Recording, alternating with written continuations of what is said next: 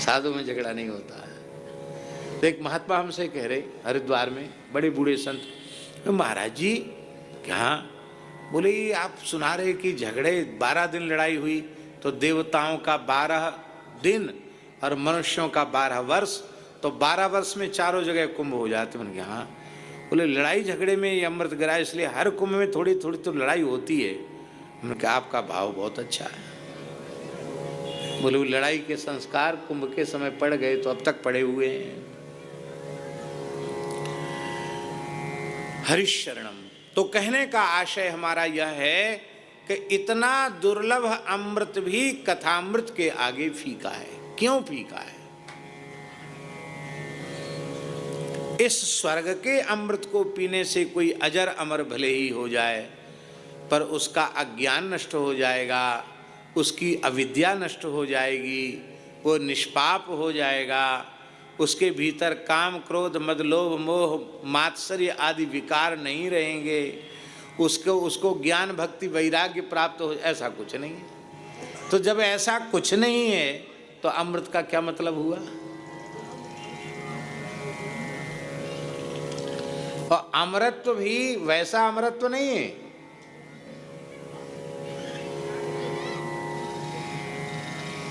देवता अमृत पीते हैं और उनकी लोक की अवधि पूरी हो जाती है, उनके आयु के हिसाब से जब उनकी आयु पूरी हो जाती है तो उनको नीचे आना पड़ता है कि नहीं आना पड़ता?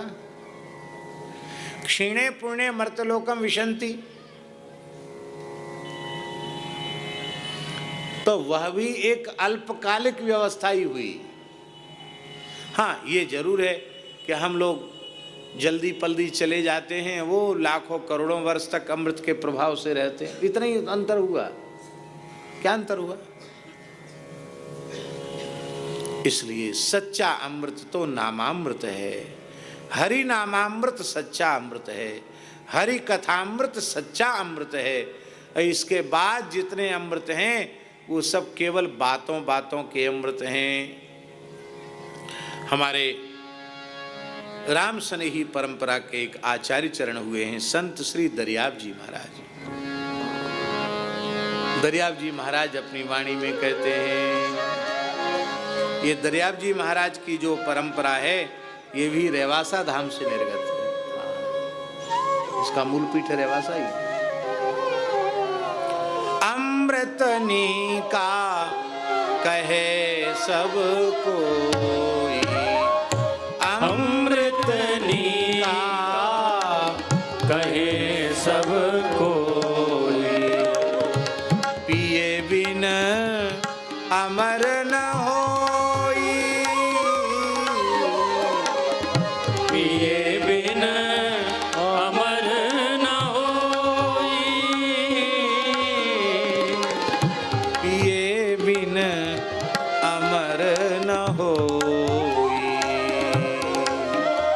पिए बिन अमर न होई। ये अमृत क्या है? कोई कहा अमृत ससीमा वास, कोई कहे अमृत ससीमा वास,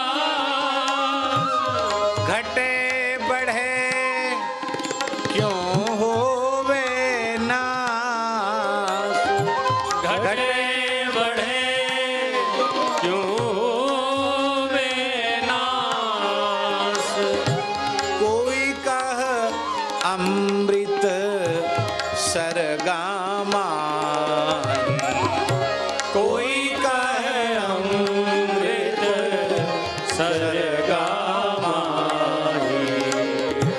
देव पिए क्यों खिर खिर जाए, देव पिए क्यों फिर फिर जाए।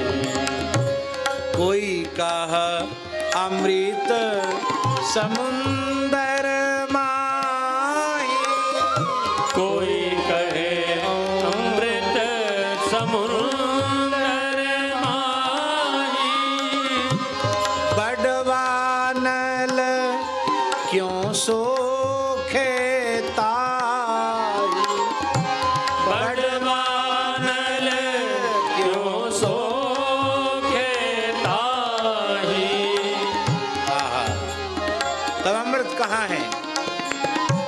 सब अमृत बातों का बात, सब अमृत बातों का बात।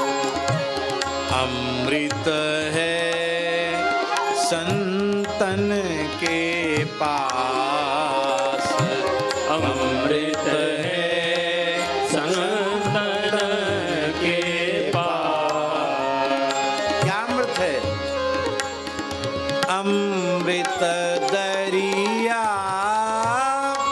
कथा अनंत, अमृत दरिया कथानंत।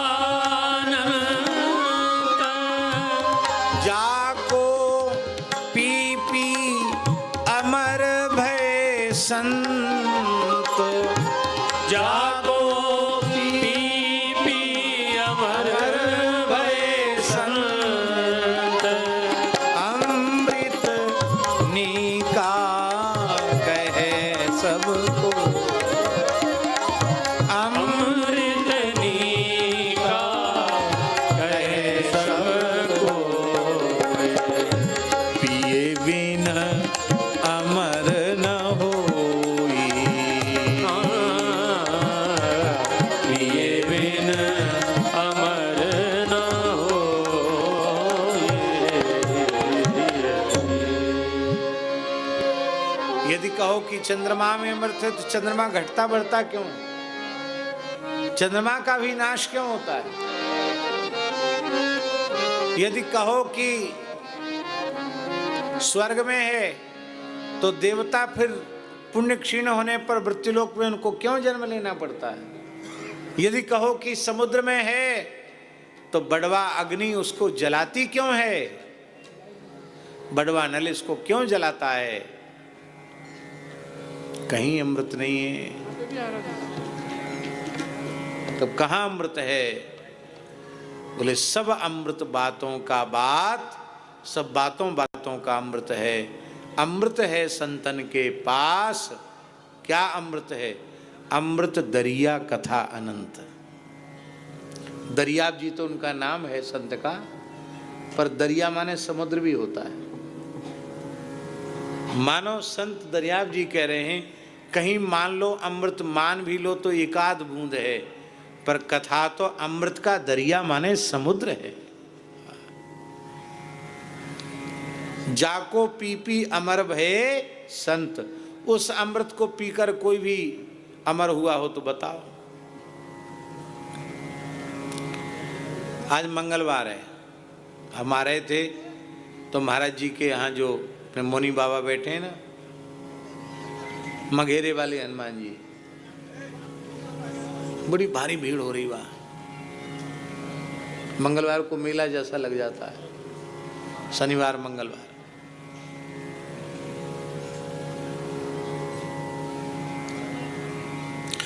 अस्सी 80,000 राक्षस ऐसे थे स्वामी जी जिन्होंने तप करके ब्रह्मा जी से वरदान मांग लिया था कि हम अजर अमर हो जाएं, मरे ही नहीं, न बूढ़े हो न मरे। तो रावण ने देखा हमारी सेना मारी जा रही है, बची नहीं सेना, तो वो रिजर्व में रखता था 80,000 को, भेज दिया उसने। तो मरना तो तुमको है ही नहीं तो डरना नहीं, जब मरना नहीं तो डरना नहीं, लड़ो। मरना तो है ही नहीं, खूब लड़ो। बंदर भालुओं के हौसला पस्त हो गए, ये मरते तो है ही नहीं, उल्टे हमें मार रहे हैं, महाराज क्या करें। राम जी बोले अब इन पर अस्त्र शस्त्र का प्रयोग भी व्यर्थ है, मरना इनको है ही नहीं, तो विजय भी अब मुश्किल है। जामवंत जी बोले आपका सेवक ऐसा है, उसको आप इशारा कर दें कि कोई मुश्किल नहीं। कवन सुकाज कठिन जग माही, जो नहीं होए। हनुमान जी के लिए कोई कठिन नहीं। राम जी ने हनुमान जी को देखा कि इसका समाधान हो सकता, हाँ सरकार हो जाएगा समाधान।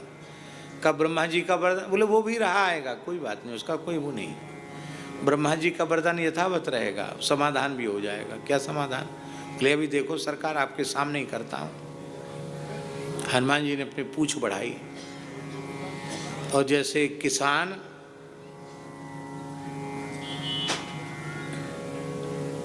गेहूं की बाल इकट्ठी करके उसके पूरा के पूरा बनाते हैं, ऐसे ही हनुमान जी की पूंछ ने उन 80,000 को लपेट लिया, बटोर लिया, कस दिया, थोड़ा सा पूरा बांध दिया और पूरा बांध के एक हुंकार किया और अपनी पूंछ से ही अनंत आकाश में ऊपर फेंक दिया। इतने ऊपर फेंक दिया जहां अलात चक्र के समान वायु बड़ी तेजी से घूम रही है, वहां पृथ्वी का गुरुत्वाकर्षण है ही नहीं, क्योंकि धरती के गुरुत्वाकर्षण से ऊपर की जगह है वो।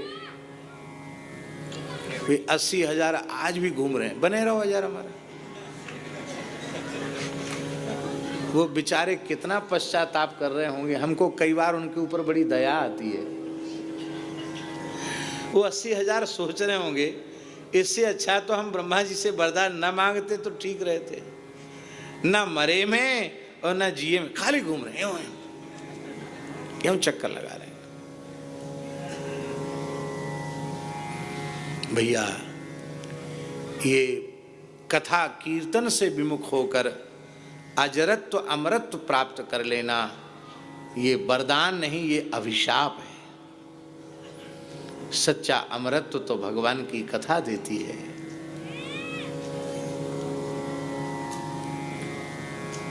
सुखदेव जी क्या कह रहे हैं, ये अमरत्व है।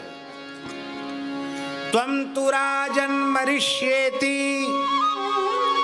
पशु बुद्धि मिमाम जहि। हे राजन, मैं मर जाऊंगा, ये पशु बुद्धि है, इसका त्याग कर दो। अरे जो उत्पन्न हुआ है वो नष्ट होगा, तुम उत्पन्न ही नहीं हुए तो तुम नष्ट कैसे हो सकते। ये है सच्चा अमृत। आहा, फिर देह रहे और चाहे देह जाए। आहा,